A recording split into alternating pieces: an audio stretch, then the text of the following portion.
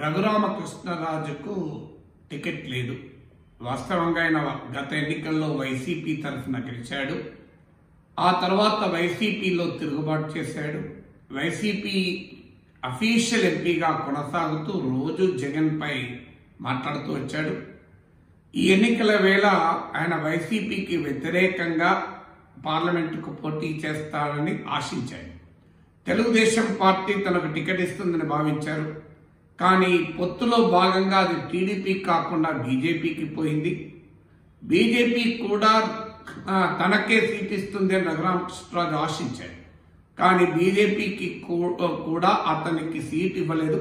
వాస్తవంగా బీజేపీ నాయకత్వంతో రఘురామకృష్ణరాజుకు చాలా సన్నిహిత సంబంధాలున్నాయి. బీజేపీ సంబంధాల వల్లనే ఆయన జగన్మోహన్ రెడ్డి పైన ఆ స్థాయిలో పోరాడగలిగాడు కూడా. కానీ కారణాలు ఏదైనా భారతీయ జనతా పార్టీ కూడా ఆయనకు సీట్ ఇవ్వలేదు. దీంతో ఆయన ప్రెస్ కాన్ఫరెన్స్ పెట్టి జగన్మోహన్ రెడ్డి తనకు పార్లమెంటుకు పోటీ చేసే అవకాశం లేకుండా కుట్రబన్నాడంటూ ఆరోపిస్తున్నాడు. జగన్మోహన్ రెడ్డి బీజేపీని ఇన్ఫ్లుయెన్స్ చేశాడు. సోమ్ వీర్రాజు లాంటి తనకు అనుకూలంగా ఉన్న వ్యక్తుల ద్వారా బీజేపీని ఇన్ఫ్లుయెన్స్ చేశాడు అన్నది రఘురామకృష్ణరాజు ఆరోపణ. జగన్మోహన్ రెడ్డి సంగతి చూస్తాను, జగన్మోహన్ రెడ్డి పైన తీవ్రంగా విమర్శిస్తున్నాడు.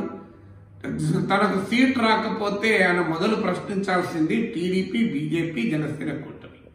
జగన్మోహన్ రెడ్డి ప్రభావంతో ఈ కూటమి రఘురామకృష్ణరాజుకు సీటు లేకుండా చేసిందంటే జగన్మోహన్ రెడ్డిని నిందించడం కన్నా ముందు ఇలాంటి ఒత్తిడికి తలవంచి జగన్మోహన్ రెడ్డి ఒత్తిడిలో, జగన్మోహన్ రెడ్డి ప్రభావంతో టీడీపీ, బీజేపీ, జనసేన ఒక వ్యక్తికి సీటు ఇవ్వడము ఇవ్వకపోవడం ఉంది అంటే తప్పు ఎవరిది? కూటమి బలహీనతను మొదలు ప్రశ్నించాలి. మీరు ఎందుకు ఇంత బలహీనంగా ఉన్నారు? జగన్మోహన్ రెడ్డి చెప్తే వింటారా? జగన్మోహన్ రెడ్డి ప్రభావానికి మీరు లోనవుతారా? ఇంత దేశాన్ని పాలించేటువంటి రాజకీయ పార్టీ, ప్రపంచంలోనే బలమైన నాయకుడు నరేంద్ర మోడీ, ప్రపంచంలోనే అత్యధిక సభ్యత్వం ఉన్న బీజేపీ జగన్మోహన్ రెడ్డికి భయపడు ఏందని ప్రశ్నించారు. కానీ ఆయన ఆసక్తికరంగా బీజేపీని అనలేదు, టీడీపీని అనలేదు. అసలు తెలుగుదేశం పార్టీ ఆ సీటు ఎందుకు బీజేపీకి ఇచ్చింది? తెలుగుదేశం పార్టీ రఘురామకృష్ణరాజుకే సీటు ఇవ్వచ్చు కదా. పొత్తులో భాగంగా రఘురామకృష్ణరాజు ప్రాతినిధ్యం వహిస్తున్న సీటే దొరికిందా? చంద్రబాబు నాయుడు కూడా మరి జగన్ ప్రభావానికి, ఒత్తిడికి లోనయ్యాడా? ఈ ప్రశ్న అనకుండా జగన్ పైన తీవ్రంగా స్పందిస్తున్నాయి. తనకు సీట్ ఇవ్వకుండా ఉండడానికి జగన్ కుట్ర పన్నాడా లేదా నాకు తెలియదు. పండితే కూడా అది సహజంగా జరిగే పరిణామమే కదా. ఎందుకంటే తన రాజకీయ ప్రత్యర్థి దెబ్బతీయటానికి ఏ పార్టీ అయినా, ఏ నాయకుడైనా ప్రయత్నిస్తాడు. గత కొన్నేళ్లుగా తనకు తీవ్రంగా తనపైన విమర్శలు చేస్తున్న వ్యక్తికి పార్లమెంటుకు పోటీ చేయకుండా ఉండేలా జగన్మోహన్ రెడ్డి తనకున్న అవకాశాలన్నింటినీ ఉపయోగించుకుంటాడు. అందులో ఆశ్చర్యపడాల్సిందేమీ లేదు. కానీ సమస్య ఏంటంటే దానికి బీజేపీ ఎందుకు తల వచ్చింది అంటే బీజేపీ ఇప్పుడు టీడీపీతో పొత్తులో ఉన్నట్ల, వైసీపీతో పొత్తులో ఉన్నట్ల.